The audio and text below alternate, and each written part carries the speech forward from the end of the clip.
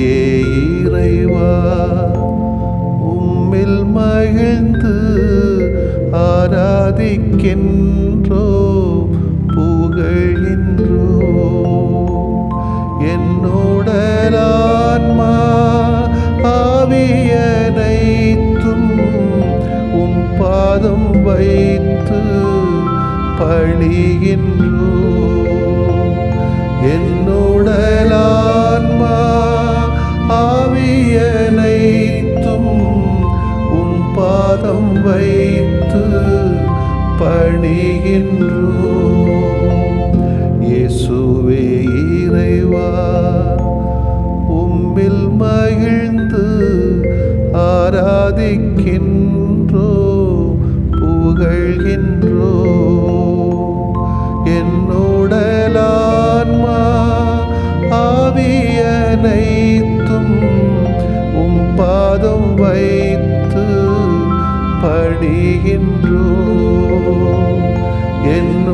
என்னுடலான்மா ஆவியனைத்தும் உம் பாதம் வைத்து பணிகின்றோ ஆவியே இறைவா உம்மில் மகிழ்ந்து ஆராதிக்கின்றோ புகழ்கின்றோ என்னுடலான்மா ஆவியனைத்தும் உம் பாதம் வைத்து பணிகின்றோ என்னுடலான்மா ஆவியனைத்தும் உம் பாதம் வைத்து பணிகின்றோ.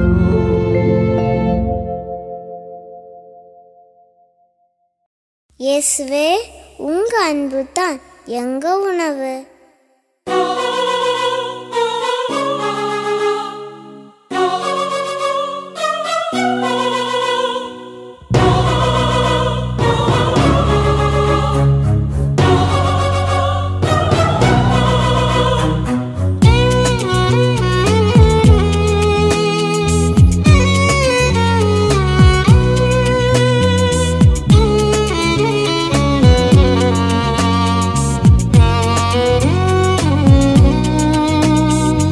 அன்பு வாழ அனைத்தும் இழந்த அன்பர் இயேசு விருந்திது. அன்பு வாழ்வை தேடும் மாந்தர் அருந்தி மகிழும் விருந்திது. அன்பு வாழ அனைத்தும் இழந்த அன்பர் இயேசு விருந்திது. அன்பு வாழ்வை தேடும் மாந்தர் அருந்தி மகிழும் விருந்திது.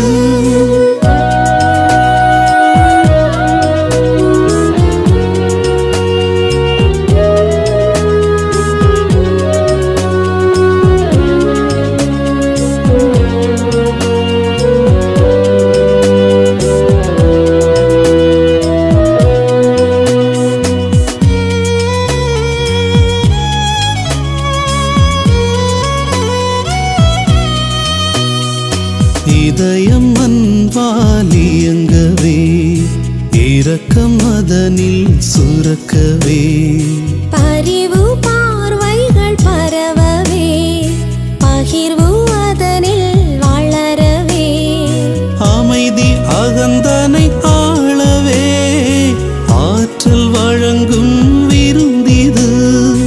அமைதி அகந்தனையாளவே ஆற்றல் வழங்கும் விருந்திது. இந்த விருந்தில் வருக வருகவே விருந்தாய் வாழ்க வாழ்கவே.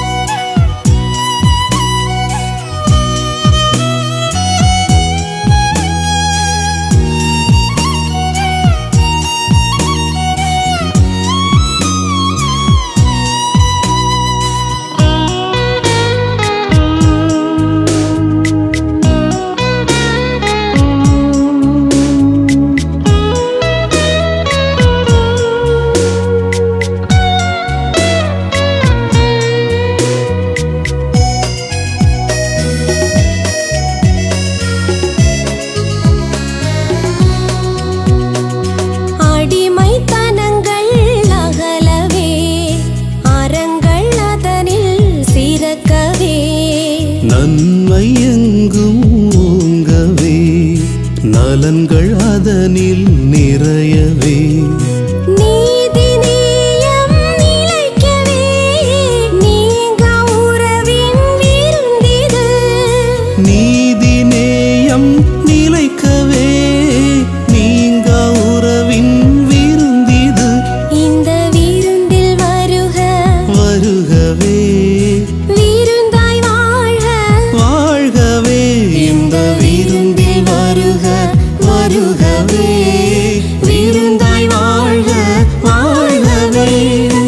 அன்பு வாழ அனைத்தும் இழந்த அன்பர் இயேசு விருந்திது. அன்பு வாழ்வை தேடும் மாந்த அருந்தி மகிழும் விருந்திது. அன்பு வாழ அனைத்தும் இழந்த அன்பர் இயேசு விருந்திது. அன்பு வாழ்வை தேடும் மாந்த அருந்தி மகிழும் விருந்திது. மத்தேயு எழுதிய நற்செய்தி அதிகாரம் 5 17 முதல் 19 வரையிலான இறை வாக்கியங்கள். அக்காலத்தில் இயேசு தம் சீடரை நோக்கி கூறியது, திருச்சட்டத்தையோ இறை வாக்குகளையோ நான் அழிக்க வந்தேன் என நீங்கள் எண்ண வேண்டாம். அவற்றை அழிப்பதற்கல்ல, நிறைவேற்றுவதற்கே வந்தேன். விண்ணும் மண்ணும் ஒழிந்து போகுமுன் திருச்சட்டம் யாவும் நிறைவேறும். அதில் ஒரு சிற்றெழுத்தோ ஒரு புள்ளியோ ஒழியாது என உறுதியாக உங்களுக்கு சொல்லுகிறேன். எனவே இக்கட்டளைகளில் மிகச் சிறியது ஒன்றையேனும் மீறி அவ்வாறே மக்களுக்கும் கற்பிக்கிறவர் விண்ணரசில் மிகச் சிறியவர் என கருதப்படுவார். இவை அனைத்தையும் கடைபிடித்து கற்பிக்கிறவரோ விண்ணரசில் பெரியவர் என கருதப்படுவார். ஆண்டவரின் அருள்வாக்கு. இறைவா உமக்கு நன்றி. கிறிஸ்து இயேசுவிலே பிரியமுள்ள சகோதர சகோதரிகளே, ஒரு கற்பனை பண்ணுகிறேன். இந்த நாளிலே இந்த நேரத்திலே காலையிலே 5 மணிக்கு பல இடங்களிலே திருப்பலிகள் நடந்தேறும், மறைவுரைகள் நடத்தி கொண்டிருப்பார்கள், தியானங்கள் நடந்து கொண்டிருக்கும், ஜெபங்கள் செய்து கொண்டிருப்பார்கள். இந்த ஜெபங்கள், அருளுரைகள், மறையுரைகள், தியானங்கள் செய்கிற நாம் எதை செய்கிறோமோ அதை கடைபிடித்து வாழ்ந்தாலே, அதை பிறருக்கு கற்றுக் கொடுத்தாலே போதும், விண்ணரசில் நாம் நமக்குரிய இடத்தை பெற முடியும். அதுதான் கொஞ்சம் பஞ்சமாக இருக்குது போல எனக்கு தோணுது. ஏன்னா கடவுளின் கட்டளைகளை கடைபிடிக்கிறவங்க முதல்ல மனுஷங்களாக இருக்க கற்றுக்கொள்ள வேண்டும். இதுதான் கடவுளுக்கு பிடிக்கும். மனுஷங்களாக இருந்த பிறகுதான் நீ குடிமக்களாக இருக்க வேண்டுமோ, அல்லது கிறிஸ்தவனாக இருக்க வேண்டுமோ, முஸ்லீமாக இருக்க வேண்டுமோ, இந்துவாக இருக்க வேண்டுமோ என்பதை நீ முடிவு செய்து கொள்ள வேண்டும். அடிப்படை ஒரு நல்ல மனிதனுக்கு அழகு நம்பிக்கை. நம்பிக்கை இல்லாமலும் நீ வாழ முடியும், ஆனால் மனுஷனாக இருக்க முடியாது. எனவே கடவுளுடைய கட்டளைகள் எல்லாமே இந்த அன்பும் இரக்கமும் நம்பிக்கையும் அடிப்படையிலானவைகள் தான். எனவே சட்டங்களை வைத்துக்கொண்டு பிற சட்டங்களை வைத்துக்கொண்டு கடவுளின் கட்டளைகளை நாம் மறந்துவிடக்கூடாது. அதை கடைபிடித்தாக வேண்டியிருக்கிறது. சட்டத்தை மதிக்க கற்பதை விட மனித நேயத்தை மதிக்க கற்பது தலையானது என்று புகழ்பெற்ற எழுத்தாளர் தோரா சொல்லுவார். ஆனால் நாம் வாழுகிற இந்த சமூகத்திலே, சமயத்திலே அதிகமாக தலைகீழாக நடந்து வருகிறது. சில சமயங்களை யோசிப்பது உண்டு. சில பங்குகளில், சில கிராமங்களில் இந்த நற்கருணை பவனிக்காக வேண்டி சில கிராமங்களை, சில குடிசைகளை மாற்றுவார்கள். இது என்ன அநியாயம்? இது என்ன சட்டம்? இப்படி ஒரு கடவுள் கேட்பாரா? நான் வரணும், எனக்கு குடிசையை ஒதுக்கி விடு அப்படின்னு கேட்பாரா? அப்படிப்பட்ட ஒரு கடவுளாக இருக்க முடியாதே. சட்ட விதிப்படி 4 வழிச்சாலை அருகிலே குடிசை இருக்கக்கூடாது என்பதற்காக ஊரையே முற்றிலுமாக காலி செய்த நிகழ்வை கூட நாம் அறிந்திருப்போம். இது போன்ற பல நிகழ்வுகள் நடத்தி கொண்டே இருக்கிறது. மனிதநேயம் எங்கே என்ற கேள்வி நமக்குள்ளே இருக்கிறது. இந்த கேள்விக்கு விடையைத்தான் ஆண்டவர் இயேசு இன்றைய இறைவாக்கு பகுதியின் வழியாக நமக்கு தருகிறார். பழைய ஏற்பாட்டிலே மிகச்சிறந்த பகுதியாக கருதப்பட்டது 5ஆகம் என்கிற முதல் 5 நூல்கள். இப்பகுதியை இஸ்ரேல் மக்கள் தோரா அல்லது சட்டம் என்று கருதினார்கள். அதாவது தங்கள் வாழ்வுக்கு தேவையான நெறிமுறைகளை கடவுள் மோசே வழியாக தங்களுக்கு அளித்தார் என்பதை மக்கள் உறுதியாக நம்பினார்கள். ஆழ்ந்த மரியாதையோடு இந்த சட்டங்களையும் கடைபிடிக்க முயற்சி செய்தார்கள். ஆனால் தம் மலைப்பொழிவில் யூத சட்டத்தை பற்றிய ஒரு புதிய கண்ணோட்டத்தை ஏற்படுத்தும் வகையில் இயேசு ஒரு கொள்கை அறிவிப்பு செய்கிறார். அதாவது பல்லாண்டுகள் பழக்கத்தில் இருந்த சட்டத்திற்கு தாம் நிறைவு தந்து அதற்கு ஒரு புதிய உட்கருத்தை ஏற்படுத்த போவதாக அறிவிக்கிறார். இயேசு பழைய சட்டங்களை எந்த வகையிலும் அழிக்க வரவில்லை, ஏனெனில் அவை கடவுளால் வழங்கப்பட்டவை. ஆனால் அவற்றுக்கு ஒரு பரந்த விரிந்த பார்வையை தரப்போவதாகவும் புதிய சவால்களை அவற்றில் புகுத்தி ஒரு புரட்சிகரமான வாழ்வு முறையை மக்களுக்கு அளிக்கப் போவதாகவும் இயேசு அறைகூல் விடுக்கதை நான் பார்க்கிறோம். திருவை நமக்கு கொடுக்கக்கூடிய திட்டங்களை அல்லது சட்டங்களை, இறை வார்த்தைகளை நாம் உள்வாங்குகிறோமா? அது நல்லா இருந்தால் மட்டும்தானே. பல இடங்களில் இன்னைக்கு பங்கு பேரவை என்ற முறையிலே, அன்பியம் என்ற முறையிலே பல சண்டைகள், குழப்பங்கள், அடிதடிகள், விரிசல்கள் ஆகிக்கொண்டே இருக்கிறது. தன்னிலே நல்ல அமைப்பைத்தான் திருச்சபை சொல்கிறது, பங்கு பேரவையும் அன்பிய என்ற அமைப்புகள் எல்லாம். ஆனால் நம்முடைய சுயநலத்து உச்சகட்டமாக அந்த அமைப்பை நாம் மாற்றி விடுகிறோம். அது காரணம் மக்களும் உண்டு, திருநிலையினரும் உண்டு. தங்களுடைய சுயநலத்திற்காக வேண்டி இந்த நல்ல கட்டளைகளை, சட்டங்களை மாற்றி அமைக்கிறோம். பரவாயில்லை, இது சரியில்லைன்னு சொன்னா அதை மறைவாசிப்பாது செய்ய வேண்டாமா? ஏன் இது தவறாக கொண்டு செல்லப்படுகிறது? தொடங்கிய நோக்கம் நிறைவேறவில்லையே, அது என்ன செய்யலாம் என்று கூட நம்ம சிந்திப்பதில்லை திருச்சபையினர். எதை நாம் செய்ய முடியுமோ அதை சொல்லுவோம், அதை கற்பிப்போம், அதை கடைபிடிப்போம்.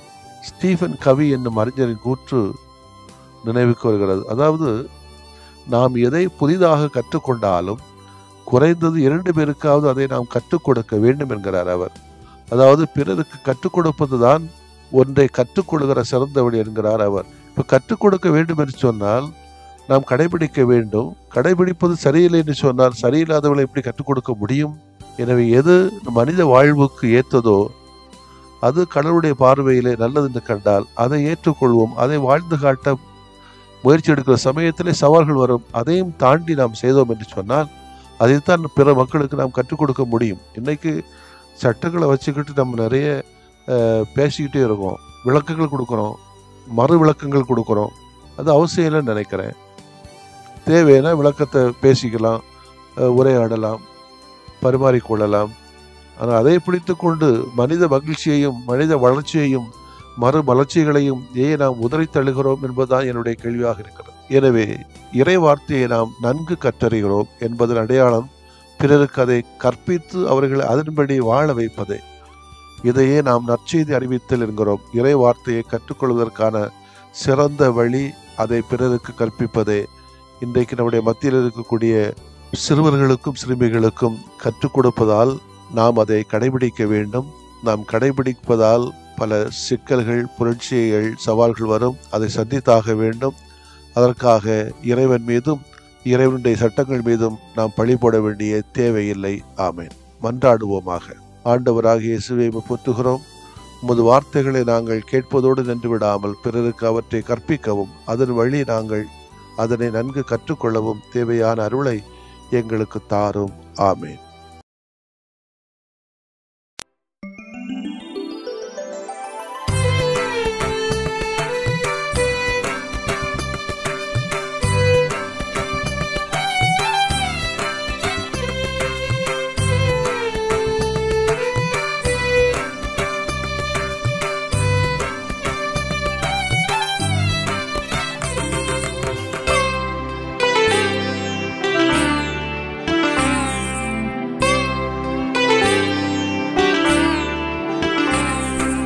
குணமாக்கும் என்னை குணமாக்குமே, குணமாக்கும் என்னை குணமாக்குமே.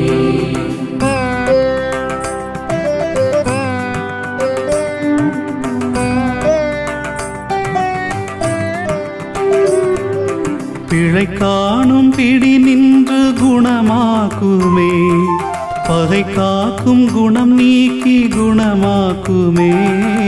குணமாக்கும் என்னை குணமாக்குமே, குணமாக்கும் என்னை குணமாக்குமே.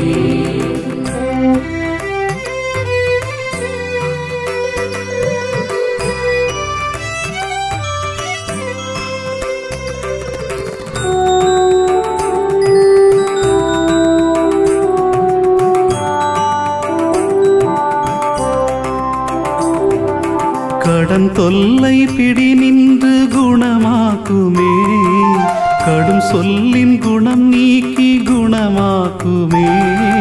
குணமாக்கும் என்னை குணமாக்குமே, குணமாக்கும் என்னை குணமாக்குமே.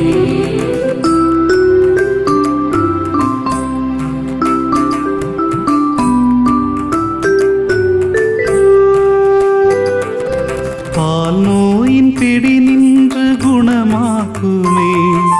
பய உணர்வின் குணம் நீக்கி குணமாக்குமே.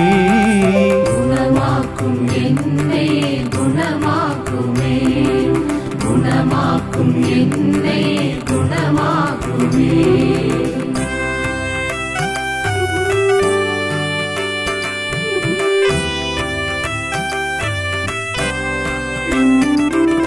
போதை பிடி நின்று குணமாக்குமே.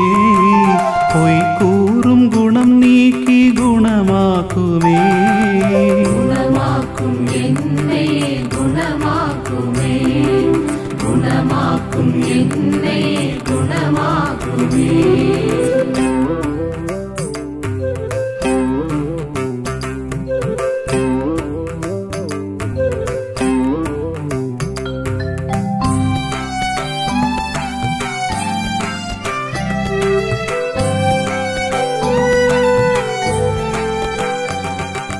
நான் என்னும் பிடி நின்று குணமாக்குமே. தான் மட்டும் குணம் நீக்கி குணமாக்குமே. குணமாக்கும் என்னை குணமாக்குமே, குணமாக்கும் என்னை குணமாக்குமே.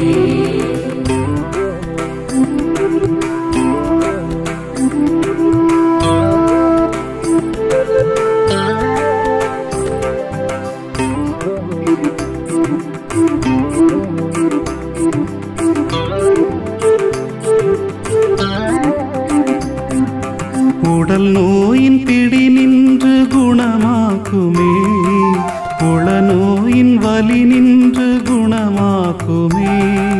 குணமாக்கும் என்னை குணமாக்குமே, குணமாக்கும் என்னை குணமாக்குமே.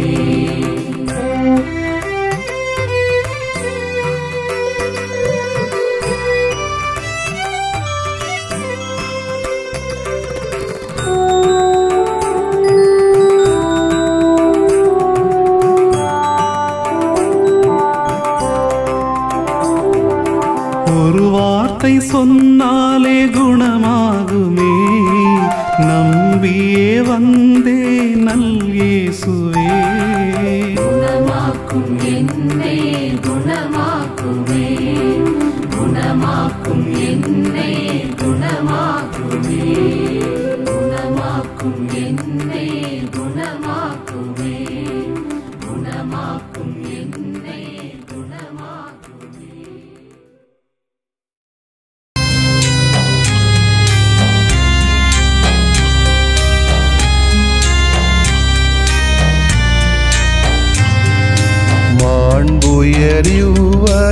மாண்புயரிவருள்ளடையாளத்தை தாழ்ந்து பணிந்து ஆராதிப்போம். பழைய நியம முறைகள் அனைத்தும் இனி மறைந்து முடிவு பெறுக.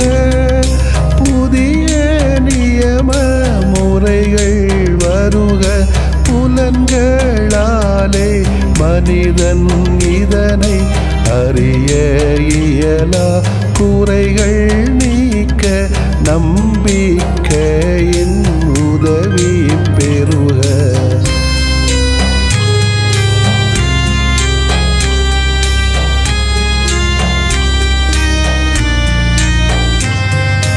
தந்தை அவர்க்கும் மகன் அவர்க்கும் புகழ்ச்சியோடு வெற்றியாக்கும்.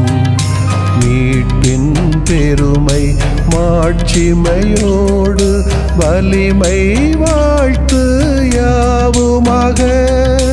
இருவரிடமாய் வருகின்றவராம் தூய ஆவியானவர்க்கும் அளவில்லாத சமப்புகழ்ச்சி என்றுமே உண்டாகுக. ஆமென். வானின்று அவர்களுக்கு அப்பமளித்தீரே, இனிமையெல்லாம் தன்னகத்தில் கொண்ட அப்பம் இதுவே. மன்றாடுவோமாக. இறைவா, இந்த வியப்புக்குரிய அருளடையாளத்திலே உம்முடைய பாடுகளின் நினைவை எங்களுக்கு விட்டு சென்றீ.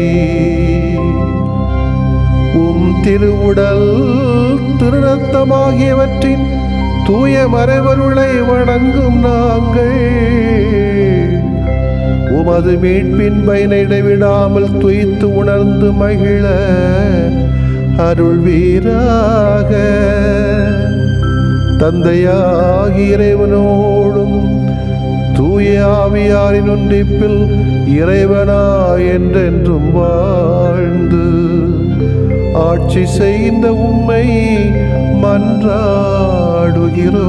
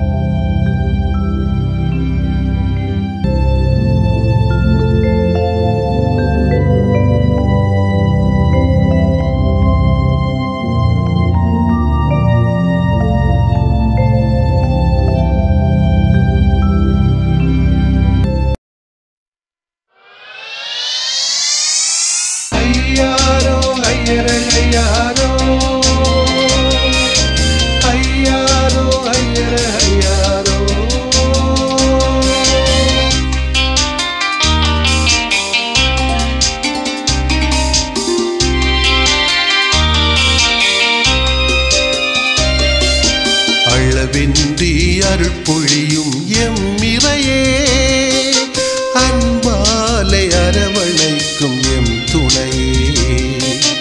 அளவின்றி அருள் பொழியும் எம் இறையே, அன்பாலை அரவணைக்கும் எம் துணையே.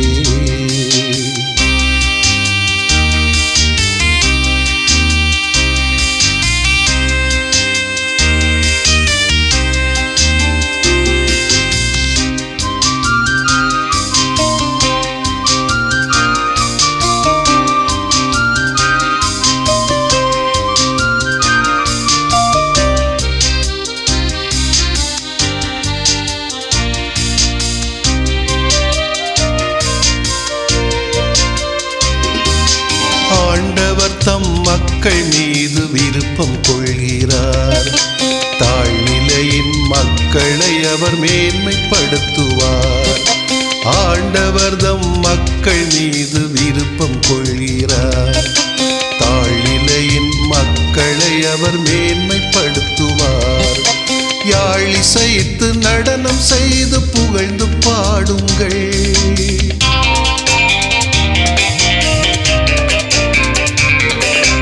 யாழிசைத்து நடனம் செய்து புகழ்ந்து பாடுங்கள்.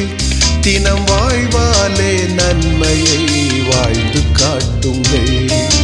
அளவின்றி அருள் பொழியும் எம் இறையே, அன்பாலை அரவணைக்கும் எம் துணையே. அளவின்றி அருள் பொழியும் எம் இறையே.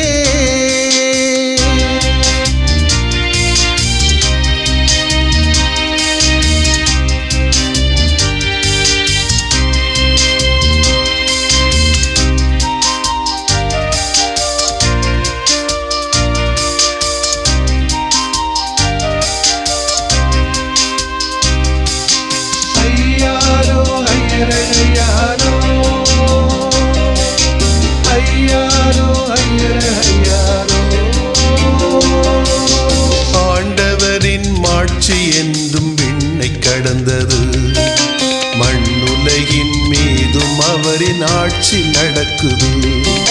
ஆண்டவரின் மாட்சி என்றும் விண்ணை கடந்தது. மண்ணுலகின் மீதும் அவரின் ஆட்சி நடக்குது.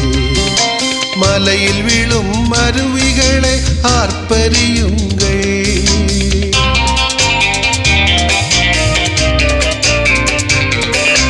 மலையில் விழும் அருவிகளை ஆர்ப்பரியுங்கள்.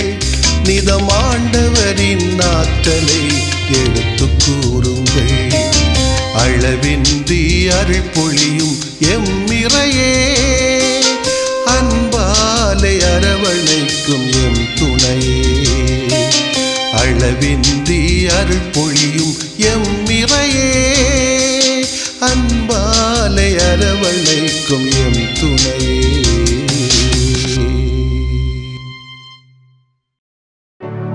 நிலையான புகழுக்குரிய தூய இறை நன்மைக்கு எல்லா காலமும் தொழுகையும் புகழும்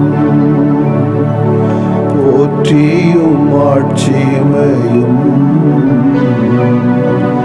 உண்டாக கடவது. போற்றியும் ஆட்சிமையும் உண்டாக கடவது.